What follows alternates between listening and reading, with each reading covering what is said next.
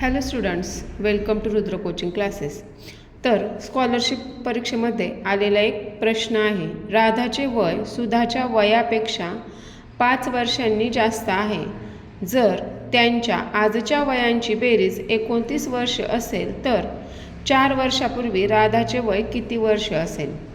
काय सांगितले? राधाचे वय सुधाच्या वयापेक्षा 5 वर्षांनी जास्त. म्हणजे आधी आपल्याला सुधाचे वय काढावे लागेल.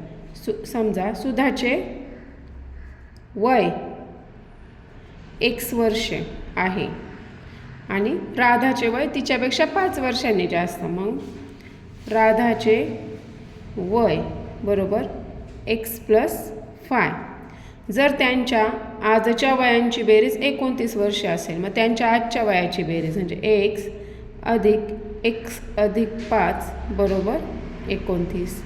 x + x 2x + 5 बरोबर 29. 2x बरोबर 29 - 5, 2x बरोबर 24, x बरोबर 24.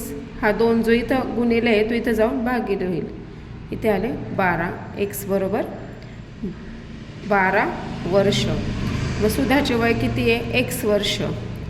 सुधाचे वय x बरोबर 12 वर्षे आणि राधाचे वय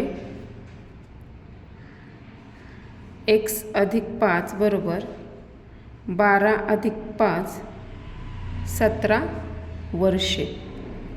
आता राधाचे वय आले 17 वर्षे. पण त्यांनी काय सांगितलं? 4 वर्षापूर्वी राधाचे वय. मग 4 वर्षापूर्वी राधाचे वय म्हणजे 17मधून 4 मायनस करायचे, 13 वर्षे. 13 वर्ष हे आपलं उत्तर आहे. 4 वर्षापूर्वी राधाचे वय 13 वर्ष असेल.